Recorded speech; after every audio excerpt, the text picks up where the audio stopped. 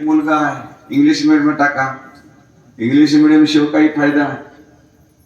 English भाषा शिका, पण ती इंग्रजी भाषा शिकलं तर ते तुम्हाला व्यवहारिकासाठी ठीक आहे, संस्कारासाठी नाही, जीवन जगण्यासाठी नाही. म्हणून तुम्ही सर्वांनी रोज कीर्तन ऐका. त्याच्यासोबत तुम्हाला कीर्तनातून ज्ञानेश्वरीतून अनेक साधू संत सांगालेत, पण मी तुम्हाला रोजच्या जीवनातच उदाहरणं सांगतो आणि ती तुम्ही लक्षात घेऊन आजची परिस्थिती काय सनातन हे लक्षात घ्या. आजची परिस्थिती धर्माची जर अभ्यास केला तर अतिशय बिकट आहे. मोठमोठे महात्मे परिषदात आता आमच्याकडं 7 तारखेला 360 संत येतात. 7 तारखेला पिंपळगावला संध्याकाळचं मुक्कामी, त्याची तयारी चालू आहे. मंडपाचं खूप मोठं काम चालू आहे. 8 तारखेला त्यांचं 11 वाजता प्रवचनाला आहे. वृंदावनचे मलकपीठ महाराजी हे स्वतः गोदावरीची परिक्रमा अनेक संतायला, भारतातल्या सगळ्या धामच्या संतायला घेऊन करायचं आणि ते महात्मे पिंपळगावला 2 दिवसाचा मुक्काम आहे. 7 आणि 8 डिसेंबर. 7 तारखेला संध्याकाळचे 10-11 वाजता त्यांना यायला पोहोचायला, येऊन आराम करतील आणि 8 तारखेला नित्यनेम करून 11 वाजता प्रवचनाला सुरुवात होईल. ज्यांना पण येता येईल त्या लोकांनी बहुसंख्येने यावं. आणि गंगाधर पठारे आमचं निमंत्रण, त्यांच्या सहकारी मंडळाला निमंत्रण. त्या दिवशी भजन हे ऐकायला तर यायचंच आहे, पण भजन करायचं सुद्धा. प्रवचन संपल्याला आरामाला दुपारी जरासं भजन वगैरे संध्याकाळचं. त्या दिवशी मुक्कामीराव 9 तारखेला सकाळी ते बासला जातात. म्हणून सत्संग आवश्यक आहे. सत्संगाशिवाय तरुण पोरायला मार्गदर्शन मिळणार नाही. आणि सनातन हिंदू धर्माचे गुरुकुल बंद केलेत इंग्रजांच्या काळात. मुलांना संस्कार मिळतात. फक्त एक वारकरी संप्रदाय महाराष्ट्रामध्ये आहे की जे या सनातन हिंदू धर्माला तरुण पोरं, कीर्तनकार, मृदंग वादक काही ना काहीतरी करायला. पंढरपूरची पदयात्रा म्हणजे महाराष्ट्रात नाही पूर्ण जगभरामध्ये सनातन हिंदू धर्माचा ध्वज फडकत आहे आणि संस्कार सुद्धा जोपासत आहेत. फक्त वारकरी संप्रदाय जरासा मोठ्या प्रमाणात सुरक्षित आहे थोडा. बाकी कसं आहे, भेदभाव लई आहेत. मी जर एका मठाचा मी म्हणे की माझं एवढंच आहे, मीच खरं, माझाच पंथ खरं, याच्यामध्ये सनातन धर्माचं वाटोळं होऊन गेले. म्हणून सर्व साधू संतांनी एकत्र येणं काळाची गरज आहे. सर्वांनी साधू संताला एकत्र आणणं गरजेचं आहे. साधू संतांचे विचार अगोदर एकत्र आले पाहिजे. शंकराचार्य, जगद्गुरु, पटा जे काही मठादय अधिकारी महंत लोक असे सर्व एका जागी येणं गरजेचं आहे. तेव्हा कुठं सनातन हिंदू धर्माची ध्वजा टिकून राहील, नाही तर खूप अवघड आहे. काश्मीर खाली झालं, बांगलादेश खाली झालं. आता बांगलादेशाची कंडिशन खूप बेकार आहे. आपण सुरक्षित आहोत. आहे ब्राह्मणबाई मुख्यमंत्री, पण हिंदूच्या अति नाश करायला पण अतिशय घटना अवघड आहे. म्हणून तुम्ही सर्वांनी संघटित राहणं, बाळगोपाला संस्कार चांगले करणं. तुम्ही किती इंजिनियर डॉक्टर बना, काही बना, आमच्याकडे मोठे मोठे डॉक्टर पाहिजे. एक तर डॉक्टर बाई स्त्री दोघं तज्ज्ञ आहे. मुलगा MBBS MD आहे. डॉक्टर सुद्धा बाळरोग तज्ञ आहेत, MBBS MD अमेरिकेमध्ये त्यांची डिग्री आहे. एवढे शिकून त्यांना एकच मुलगा आहे. मुलगा आता लग्नालाच वय होऊन गेलं, लग्न होत नाही. मुलाच्या डोक्यावर परिणाम झालेला आहे. घरी बसून त्याने अमेरिकेत दाखवलं, सगळी दुनिया फिरली, पण पोटात दुरुस्त झालं. कोटी रुपये खर्च केले महाराज, 4-5 कोटी रुपये दवाखान्यात घातले, पण दुरुस्त होत नाही. तर आमच्याकडे आशीर्वाद घ्यायसाठी आले होते. लक्षात ठेवा, डॉक्टर पत्रच नाही. महाराज म्हणले आता काहीतरी बाहेरचा प्रकार असू शकते. म्हणजे का तर मी तुम्ही स्वतः डॉक्टर, असं कसं अंधश्रद्धा आहे? नाही महाराज म्हणजे हे अनुभवाचे बोलायचे. जेव्हा पोट दुखलं की आपोआपच गोव्याची आठवण येते. मन आहे ना मराठीमध्ये, तुमच्याकडे आहे की? आमच्या महाराष्ट्रामध्ये, तुमच्या भोकर तालुक्यात आंध्रामध्ये येते, तेलंगणामध्ये विचार करा. मराठीमध्ये मन आहे, त्याचं पोट दुखलं त्याला गोव्याची आठवण येते. तेव्हा त्याला काहीतरी अनुभव आल्याशिवाय होत नाही. तसं अनेक लोक आमच्याकडे येतात. म्हणून तुम्ही सर्वांनी एकच लक्षात घ्यायचं की बाबा रे, आपण सनातन हिंदू धर्म लोकांनी जागृत राहणं काळाची गरज आहे. आणि सर्वांना एकत्रित येऊन कार्यक्रम करणं. असा सप्ताह आला की बलकुल राजकारण येतं नुसतं. सप्ताह आला की ते बरं नाही, हे बरं नाही, ते बरं नाही, हे बरं नाही, देणगी देण्यामध्ये कासकूस करणं, द्यायला त्यांना देऊ द्यायचं नाही. म्हणून कोणीही बी असं ऐकू नाही. धर्म कार्यामध्ये सरळ हातानं दान धर्म करावं. दान धर्म केल्यावर तुमची संतती संपत्ती वाढते, कमी होत नाही. दानाचं महत्व खूप आहे प्रत्येक समाजामध्ये. लक्षात ठेवा, मुसलमान लोक का किती बी 1 रुपया रोजचा टाकतील, केळं विकतील, भंगार विकतील, 10 रुपये रोज दान करतात. म्हणून कुठला ख्रिश्चन समाज असू द्या, कुठल्याही या धर्तीवर समाज राहू द्या, कुठलाही पंथ राहू द्या, दान केल्याशिवाय कोणीही राहत नाही. दान करावंच लागते. जे लोक दान धर्म करत नाही, संपत्ती काही काळानंतर टिकतही नाही आणि संतती सुद्धा पिढी निघते. म्हणजे व्यसनाधीन होणं, पागल होणं, असे प्रकार काळांतर 2 पिढ्या 3 पिढ्या करतात. मोठमोठे वाडे खल्लास झाले, तर बुरुजावरचे वाडे तर सहसा तर कोणी राहिलंच नाही. त्याचं कारण काय? वागण्याच्या चुका, हे कर्मदोष आहेत. म्हणून तुम्ही सर्वांनी लक्षात घ्यायचं की आता विज्ञान युगाचा काळ आहे. सर्वांना कळते, खाणं पिणं, कपडा लता, गाडी घोडी, बंगला, दाग दागिना, कशाची कमतरता राहिली नाही. सोनं एवढं जरी महाग राहिलं, कोण असं आहे की लग्नामध्ये सोनं घेत नाही, कोण बाई घालत नाही म्हणून असं आहे का? कोणी घाललं का? शेवटी मंगळसूत्र तरी घालतेच, कानात 2 फुलं घालतेच, किती जरी सोनं महाग झालं तरी. मग कमतरता आहे का? कमतरता कशाची नाही, कमतरता आहे तर तुमच्या वागण्याची. घरामध्ये जन्मदात्या मायबापाची सेवा केली पाहिजे, गोमातेची सेवा केली पाहिजे, घरी एक तरी गाय असायला पाहिजे. नुसत्या टाळ्या बाजूला जमत नाही, मोबाईल बाजूला ठेवायला तर गायचं शेण काढवा. नाही गेलं तर घरामध्ये मायबापाला कब्बर चहा पाणी, सुनाईनं सासऱ्याचे कपडे धुणं, येळवर तोंडानं चांगलं बोलणं. देव देवळात नाही, देव तीर्थात नाही, देव कुठेही नाही, देव माणसातच आहे. आणि माणसातला देव तुम्हाला पाहायचा असा तर घरामध्ये आई वडिला जन्मदात्यांची सेवा. जे लोक जन्मदात्याची सेवा करत नाही त्यांच्या हाताला यश नाही राहत. तुम्ही किती मेहनत करा, घरात सुनबाई लक्षात ठेवा, ज्या सुना तुम्ही घरात जर सासूला बरोबर बोलत नशा, सासऱ्याला बरोबर बोलत नशा, नवऱ्याला एक सांगून फुस लावून दुसरी बाजू करत अशा, तर तुम्हाला यश नाही. लक्षात ठेवा. नाही हो, तुमच्याकडे लक्ष नाही, त्याच्याकडे लक्ष आहे, तुमच्या भावाकडे जास्त लक्ष आहे, सगळं त्याचं मन तिकडच आहे, त्याचा जीव तिकडच आहे, तुमच्याकडे नाही. हे असं जे म्हणता की नाही, पण तुम्ही बी एक दिवस सासू होणार, तेव्हा तुमची सून तुम्हाला बरोबर करते. याच्यासाठी लक्षात घ्या की घरामध्ये जन्मदात्याची सेवा चांगली व्हावी. वृद्धाश्रम काढायची गरज नाही. जन्मदात्या मायवाटोळ्यामध्ये आसरू राहू नये. ते सुखा समाधानानं मरावं, शेवटचा श्वास त्याने आनंदाने घ्यावं. ही जर सेवा ज्याच्याकडे त्याला देव कळाला. नाही तुम्ही किती आसक्ती करा, किती ज्ञानेश्वरी करा, किती महादेवाच्या मंदिरात जाऊन पाणी टाका, किती संतोषी मातेचं व्रत करा, आता मार्गशीर्षचे गुरुवार असतात तर किती गुरुवार करा, काही उपयोग नाही. माय ज्या हाताने पेरायचं आहे त्याच हाताने कापावं लागते. कर्म करतेच माणूस काय करते, कर्म जर चांगले केले तर जीवन चांगलं बनते. का तर आता जे आपण जीवन जगालोय मागच्या कर्मावर जावं, आताच्या कष्टावर नाही. माझा स्वतःचा अनुभव आहे, लक्षात, माझा स्वतःचा अनुभव आहे. मी ज्या गादीवर बसलो, जे शिव सद्गुरू शिवलिंग स्वामी, विदर्भात माळकिनी, यवतमाळ जिल्ह्यामध्ये माळकिनी छोटूस गाव आहे. त्यांनी 24 वर्षे गाईचं दूध बेलाचे पानं खाऊन साधना केली. त्यांनी त्या मठाची स्थापना केली. खूप गडगंज संपत्तीचा मठ त्यांनी सोडून एका जंगलात जाऊन साधना केली. 4000 एकर जमीन मठाला होते. तेवढा संपत्तीचा त्याग करून त्यांनी एका जंगलामध्ये जाऊन, शिवालयामध्ये जाऊन त्यांनी गाईचं दूध बेलाचं पानं खाऊन राहून त्यांनी 24 वर्ष साधना केली. अशा महापुरुषाची कृपा आहे.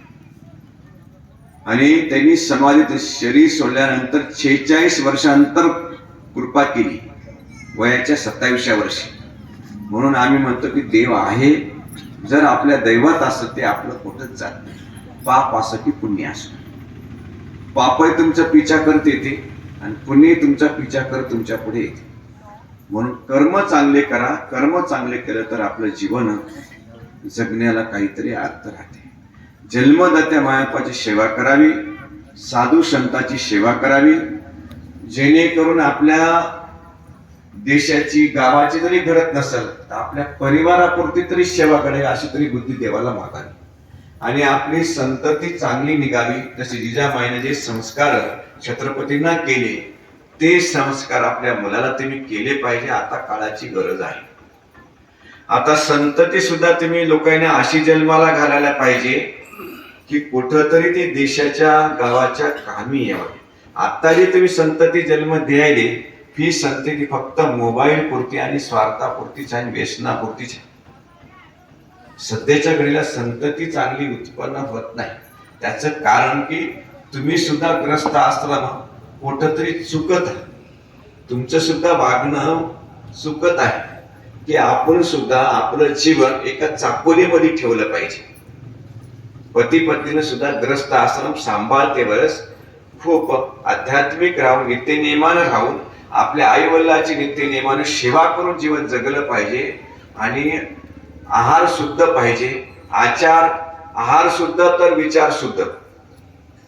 लक्षात, आहार शुद्ध नाही तर चित्त शुद्ध नाही. म्हणून आहारामध्ये बदल झाला, वागण्यामध्ये बदल झाला, म्हणून संतती सुद्धा चांगली जन्माला येईना गेली. तुम्ही बघा, शोधून बघा तुम्ही. का तर आहार बदलला म्हणजे कसं, आता प्रत्येक कुठलंही पीक घ्या तुम्ही, रासायनिक खताचा पावर सगळ्यात जास्त, फवारण्या जास्त. आणि गर्भधारणा होण्याच्या अगोदरपासून काय खातो आपण, केमिकलच खातो. डॉक्टरला विचारा, दिवस राहिना गेले, दिवस राहिले, पुन्हा डॉक्टरला दाखवा, प्रत्येक महिन्याला मेडिकल खायला. डॉक्टर लोकांचं तरी कितपत खरं आहे की गोळ्या किती देतात, त्या मेडिकलचे तर टाकल्या. डॉक्टर दवाखाना टाकला तर त्या मेडिकल त्याच मेवण्याचं असो, आत्याच्या पोराचं असो, भावाच्या पोराचं असो, पुतण्याचं असो, मेडिकल असं आहे की लागते तितकं मेडिकल देतच नाही. त्याच्यापेक्षा कितीतरी पट. का तर एकूण 30 लाख 40 लाख ऍडव्हान्स घेतलेले राहतात. तुझी भरती मी करतो. लक्षात, मला 30 लाख रुपये पाहिजे, महिन्याला 25,000 रुपये 30,000 रुपये महिना पाहिजे, डिपॉझिट पाहिजे 30 लाख.